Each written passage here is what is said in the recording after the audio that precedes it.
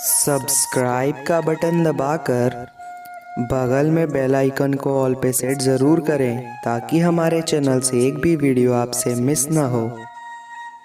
प्रिय सनातन धर्मावलंबियों, भक्तों, मित्रों, आपका एक बार पुनः इस आचार्य दिनेश भार्गव यूट्यूब चैनल पे हम स्वागत करते हैं। पुनः एक शरद पूर्णिमा की कथा और वीडियो लेकर के आपके समक्ष हम उपस्थित हुए हैं। तो आइए इस शरद पूर्णिमा की महत्वपूर्ण कथा को, उसके महत्व को, उसके उद्देश्य को सुनते हैं। जय श्रीमन नारायण। शरद ऋतु का महान हिंदू त्यौहार शरद पूर्णिमा, जिसे कोजागरी पूर्णिमा या रास पूर्णिमा भी कहते हैं, हिंदू पंचांग के अनुसार आश्विन मास की पूर्णिमा को ये शरद पूर्णिमा कहते हैं। ज्योतिष के अनुसार पूरे साल में केवल इसी दिन चंद्रमा 16 कलाओं से परिपूर्ण होते हैं।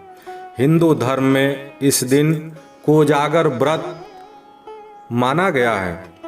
इसी को कौमुदी व्रत भी कहा जाता है। इसी दिन भगवान श्री कृष्ण ने महारास रचाया था, जैसा कि भागवत में आप लोगों को बताया जाता है। मान्यता है इस रात्रि को चंद्रमा की किरणों से अमृत बरसता है।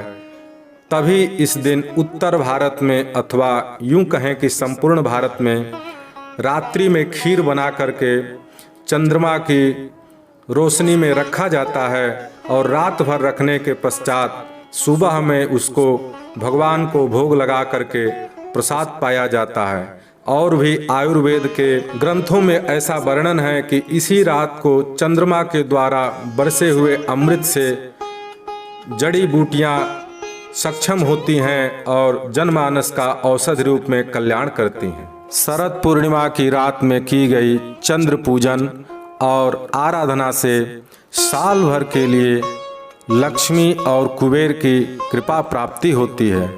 इसके अतिरिक्त मनोबल में वृद्धि, स्मरण शक्ति में वृद्धि और अस्थमा आदि असाध्य रोगों से छुटकारा भी मिल जाता है तथा ग्रह बाधा से भी निवारण होता है।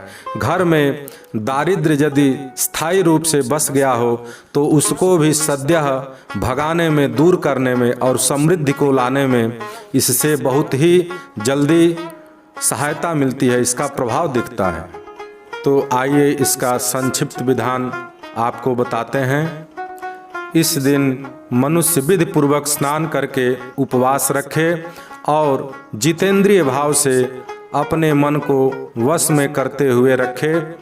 धनवान व्यक्ति तांबे अथवा धातु के कलश पर और सामान्य व्यक्ति अपने सामर्थ्य के अनुसार कलश रखकर, और धनवान व्यक्ति स्वर्णमयी लक्ष्मी की प्रतिमा तथा सामान्य व्यक्ति अपने सामर्थ्य के अनुसार प्रतिमा को स्थापित करके भिन्न भिन्न उपचारों से, अर्थात षोडशोपचार से उनकी पूजन करें, अथवा अनभिज्ञता हो तो सुव्यवस्थित आचार्य को बुला करके, पुरोहित ब्राह्मण को बुला करके पूजन करें।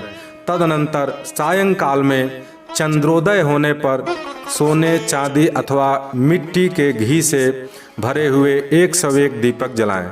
इसके बाद घी मिश्रित खीर तैयार करें और बहुत से पात्रों में डालकर उसे चंद्रमा की चांदनी में रख दें। एक प्रहर यानी कि 3 घंटा जब बीत जाए तब लक्ष्मी जी को सारी खीर अर्पण करें।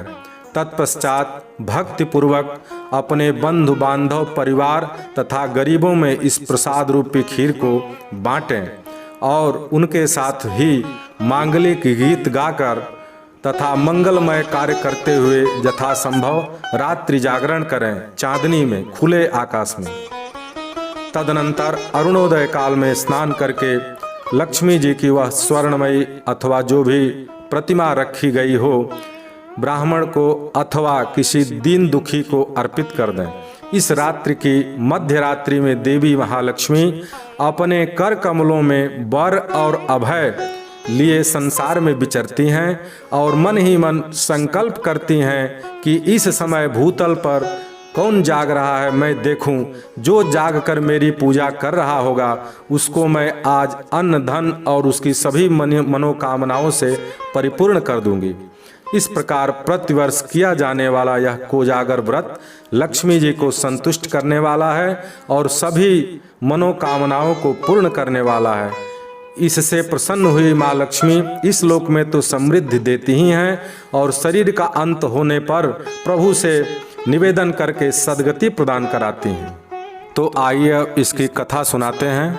एक साहूकार की 2 पुत्रियां थीं।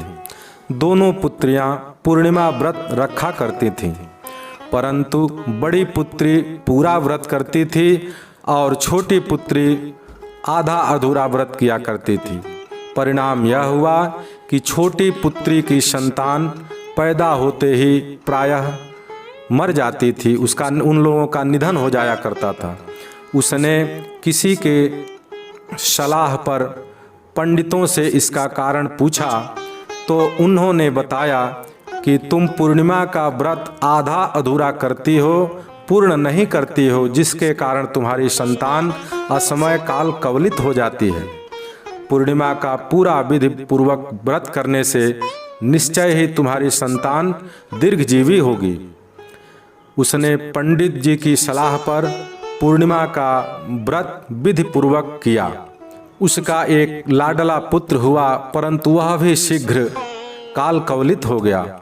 उसने लड़के को पीढ़े पर लिटाकर ऊपर से कपड़ा से ढक दिया, फिर बड़ी बहन को बुलाकर लाई और बैठने के लिए वही पीढ़ा दे दिया, अर्थात लड़के के ऊपर कपड़े से ढके हुए व्यवस्था पर अपने बहन को बैठने के लिए बोली। बड़ी बहन जब पीढ़े पर बैठने के लिए उद्यत हुई तो उसके कपड़े से स्पर्श हो करके बच्चा जो है रुदन करने लगा, उसके शरीर में हलचल होने लगी।